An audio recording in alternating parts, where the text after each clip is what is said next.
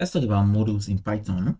So what are modules? Modules in Python is a file containing definition of functions, classes, variables, or constants, or other Python objects that you can use in your main Python file or other Python files. So this file are made available to any other program. This is why they are called modules. So we'll be looking at some inbuilt modules that come predefined with Python. But you should know that, okay, these inbuilt-in modules now are written in C and they are integrated with Python terminal interpreter, whereby you can build your own and we call them packages, but we're talking about them in another video. So now looking at module, we're talking about three different modules now. First one we're talking about is the math module in Python. So the math module provide access to mathematical functions in Python. So all we need to do to use module now is to simply say import math, right? So let's say we've imported the math module in Python and we can just go through some math functions in Python here. So what I can just say is math dots, print math dots. Now we can have access to all the functions in Python in math module. So we can see now in the math module we are having different functions. We have factorial, we have exponential, we have log, a cost, sine, and we have over. And let's just work with squared now. So let's just have the square root of 16.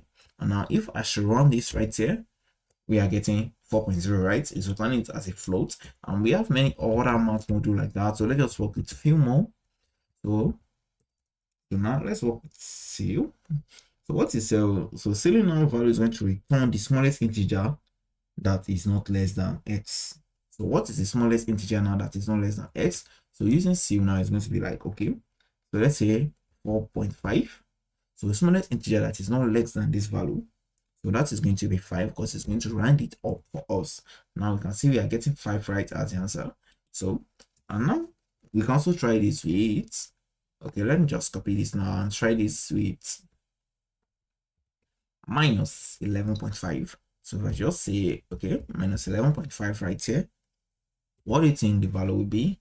Minus 11. That's because minus 11 is actually greater than minus 11.5. So now another one we can work with is floor, and floor just return the largest integer that is not greater than x, just like opposite of ceil. So if I just go ahead here we get minus 11. If I just change this to floor, and we will see how this go, and we're getting minus 12. So now we can see this is just exactly the opposite of the ceiling value. So another function we can work with in the math module here is the math.power here.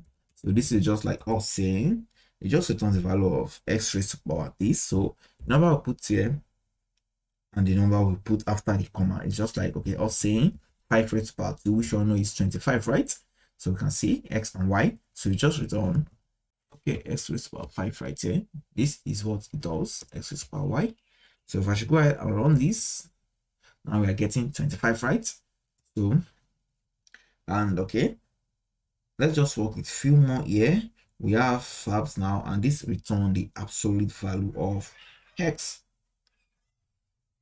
So I'll just go ahead and say print math dot fabs right here. So and if I should say 9.8, right? So let's just see what we are getting here. What's the absolute value of 9.8? That's 9.8. But what if I put minus at this front here? Yes, it's still 9.8 because absolute value, we are neglecting the sign, right? That's the absolute value of 9.8. So yeah, also we can work with sine, cos, and tan. So it returns the sign of x radians. So you should remember that this is not degrees, this is in radians, and it's going to give the angle in degree. It must, okay, if the angle must be given in degree, it must be converted to radians. So if you're calculating, let's say you're working on a program now and you're calculating this angle in degree, you have to convert it to radian. And don't forget to convert 30 degree to radian, just like to convert degree to radian, just like pi over 180 times the degree, right? So you're just going to do like, okay, example right here, just like printing out math, okay, dot sine right here. So now for us to use find the sine of 30 degree, yeah, it's just better for us to convert that. So that's math.pi now using the pi value for 180 multiplied by 30. So if I should go ahead and run this right here, we're getting 0.499, approximately 0.5. That's sine 30. So we can just repeat this same thing for cos, and tan for the other geometry. Okay, and now I want this to just be cos, right? And this should be tan. So I just go ahead and run this. Now we can see that we are getting 0.866 for cost and 0.57 for tan. So that's all for math module. So let's work with random module. So to work with random module here, what we just need to do is to say import random, right? So now when we import random, there's different functions that we can use in random. So I can just say, go ahead and say print random dot, and we have access to all the functions we can use in random, right? So I can just say random dot random, which should just give me some random number right here. So random will now just give us access function to generate and manipulate random numbers. So when we say import random now, so random now is just going to generate some random floating number for us. So I should just go ahead and run this. We're getting just a random floating number. And another function we can use right here is random.randint. So I'll just go ahead and copy this and paste it right here. I say this should be randint, right? So randint here takes into parameters, which is the value we want to start picking from and the value we want to stop picking. So we want to pick between 10 and 25, just a random integer between 10 and 25. Here we get 17. So I should go ahead and run this again. I'm getting 11, 24. So this is how randint work in Python. So yes, you have access to many other functions of random where you can explore yourself. You can just go ahead and just say, okay, I'll just go ahead and say random dot. Now we have randint, we have rand range, we have dot choice too also. So you can just explore all this yourself and just see. Okay, now let's just say random dot rand range. Let's work with that. So let's just go ahead and say, okay, and just try and print this out self. So what are these random dots, range dots do? So when we use random range here, we have a starting point, we have a stopping point, and we also have a step.